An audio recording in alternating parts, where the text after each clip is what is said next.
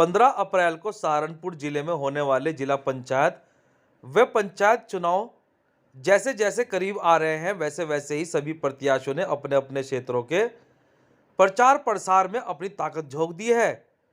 सभी प्रत्याशी door to door जाकर क्षेत्रवासियों को अपने अपनी उपलब्धियों से अवगत कराने का काम कर रहे हैं।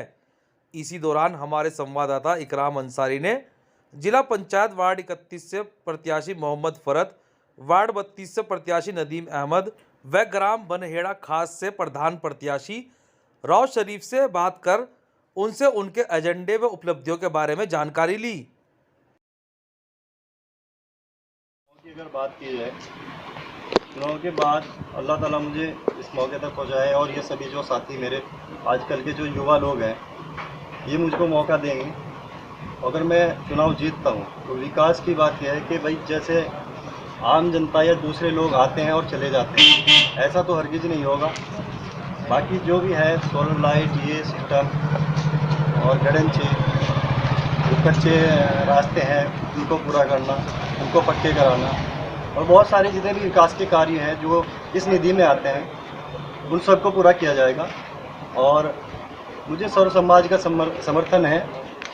कोई ऐसा समाज नहीं जिसका मुझे समर्थन नहीं। मेरे हिंदू भाई मेरे साथ हैं और मुझे जितने कार्यकर्ता हैं समाजवादी पार्टी के और जितने सारे नेता हैं इन सब का समर्थन है। बड़े नेता हैं, छोटे नेता हैं, छोटा कार्यकर्ता है, बड़ा कार्यकर्ता है, इन सब का मुझे समर्थन है। माविया अली विधायक जी का मुझे समर्थन है, परविंदर जी का और सभी का, जैसे कार्तिकेय राणा जी हैं, शशि बालाजी हैं और अन्य कार्यकर्ता और जितने बड़े लोग हैं इनका मुझे पूरा समर्थन है, पूरा सहयोग है।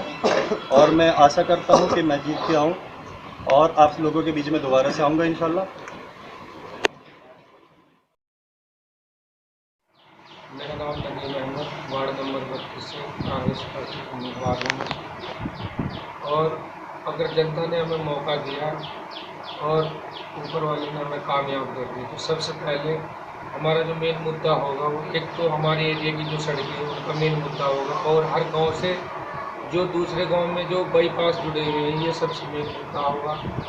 और दूसरी चीज़ जो शिक्षा है यहाँ पे हमारे एरिया में इसका बहुत बुरा हाल है। हर गांव में लड़की बहुत परेशान है, वो देवबंद उनको भेजते नहीं उनके घर वाले और यहाँ पे वो पढ़ नहीं पाती। हर गांव में या 5-4 गांव के सेंटर में हमारा ये मुद्दा रहेगा कि कोई हाई स्कूल या इंटर कॉलेज वहाँ पे बनवाया जाए जो 5-4 गांव के बच्चे और बच्चियाँ एक साथ में आके पढ़ सकें, उनको ज़्यादा दूर ना जाना पड़े।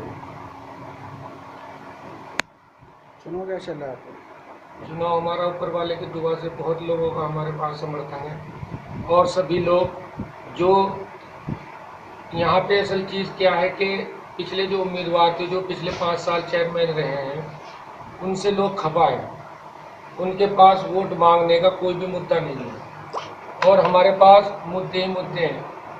हम जो वादा कर रहे हैं हर चीज़ पे हम पूरा उतर रहे। जनता हमारे पे भरोसा कर रही है।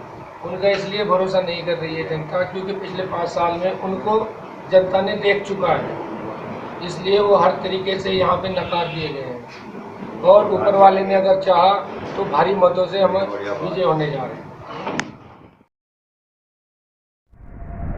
प्रधानी का इलेक्शन लड़ रहे हैं, बिल्कुल वालिद साहब थे, वो तो प्रधान भी रहे हैं, वो प्रमुख भी रहे हैं। अम्मा जो थी हमारी वो भी दादी, वो भी प्रधानी रही है, वो भी प्रधान नहीं है।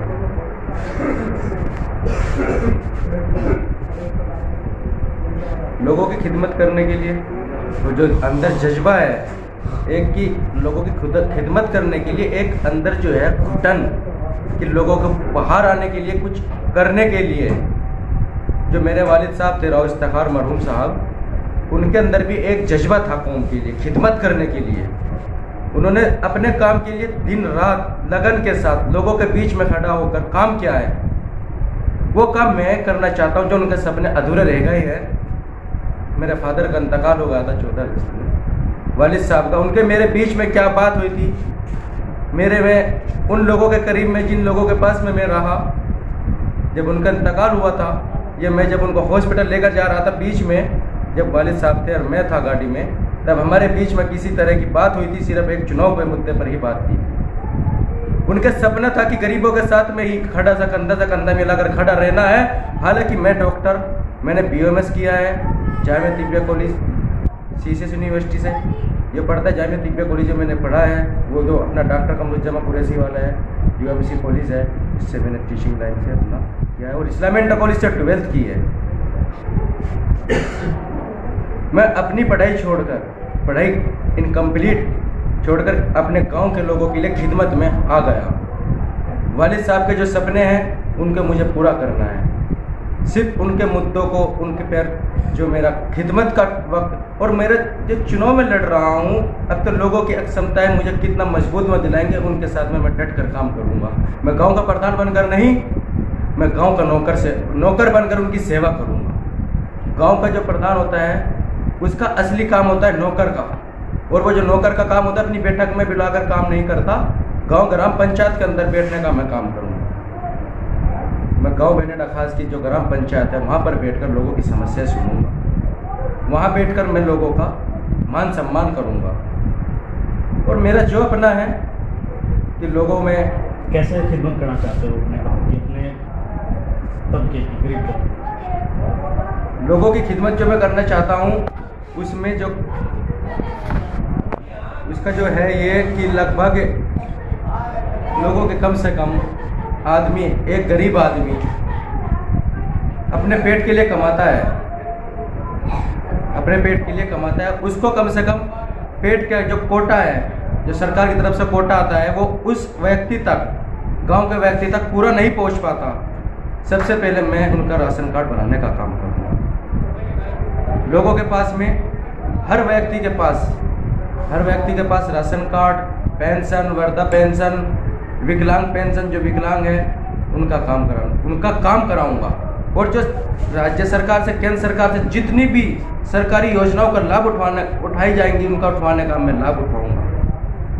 और गांव में एक बारात घर बनाऊंगा।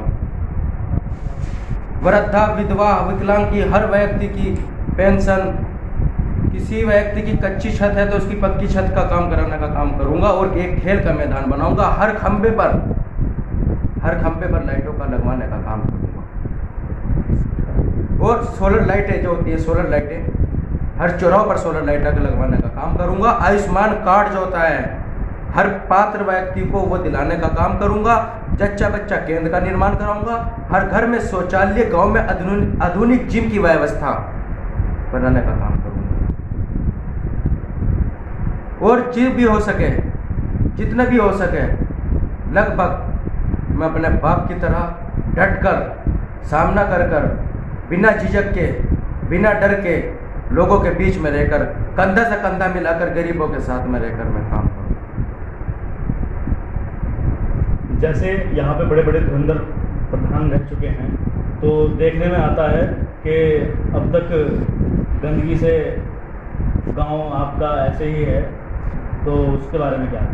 गांव में नेता है, अच्छे खासे नेता है गांव में, मैं बुरा तो नहीं कहूँगा, लेकिन जो मैं एक बार गांव वालों को यही कहना चाहूँगा, एक बार अब तक कि लगभग 15 साल 20 साल पहले वालिद साहब प्रधान रहे हैं कि जो काम उनकी सरकार में या उनके प्रधानी में काम हो गया था, जो पेंशन का, कार्ड का, उन पर मेरे वालिद साहब ने जो काम कर दिया था वहीं तक काम रुका हुआ है। लोगों के पास में ना ही पेंशन बनी है, कोई गरीब लड़कियों का किसी तरह का कोई लाभ नहीं मिला है, किसी विकलांग की कोई पेंशन नहीं बनी है, किसी का अभी तक कोई, मुझे तो लगता नहीं, क्योंकि मैं तो खुद गांव के लोगों के बीच में जाकर काम किया है, निकला हूँ, लोगों की समस्या जो मैंने सुनी है, मेरे दिल को हर्ट भी होता है। हर गरीब लड़की को सरकार से जो लाभ मिलता है वो लाभ दिलवाया जाएगा। जिस व्यक्ति के नाम जमीन है उसे किसान सम्मान निधि योजना का लाभ दिलाया जाएगा। हर व्यक्ति को राशन कार्ड व हर व्यक्ति को कोटा दिया जाएगा। गांव में पानी की टंकी का शीघ्र व्यवस्था कराई जाएगी। गांव में साफ सफाई व झाड़ू लगवाने की पूर्ण व्यवस्था कराने का काम मैं खुद कराऊंगा। गांव में CCTV कैमरे चौराहों पर लगवाने का भी काम करूंगा और सभी सरकारी योजनाओं का लाभ संबंधित लाभार्थियों का अविलंब द्वारा दिलवाने का काम है।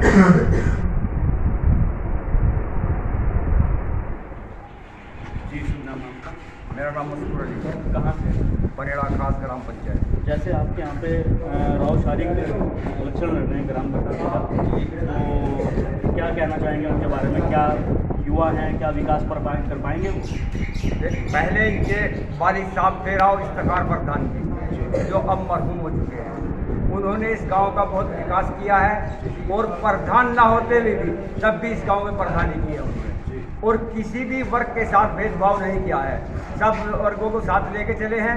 और यही उम्मीद हम इस नए लड़के से करते हैं कि लड़का भी अपने बाप के नक्शे कदम पर चलेगा और अच्छे से अच्छे काम करेगा और युवाओं को साथ लेके चलेगा और बड़ों की इज्जत करेगा और काम विकास जितना भी होगा उसे घर न लगा के ग्राम पंचायत में लगाएगा और रोजगार देगा। मनरेगा का काम जितना भी होगा उसे यहाँ लाएगा गाँव में, ऐसी हमें उम्मीद है इससे पूरी और हर तरह से हर वर्ग का पूरा साथ लेके चलेगा और गरीबों की पूरी सेवा करेगा। और इसके मरहूम वालिद साहब भी गरीबों की सेवा करते रहे और वो गरीबों के ही प्रधान थे और ये भी गरीबों का ही प्रधान बनेगा।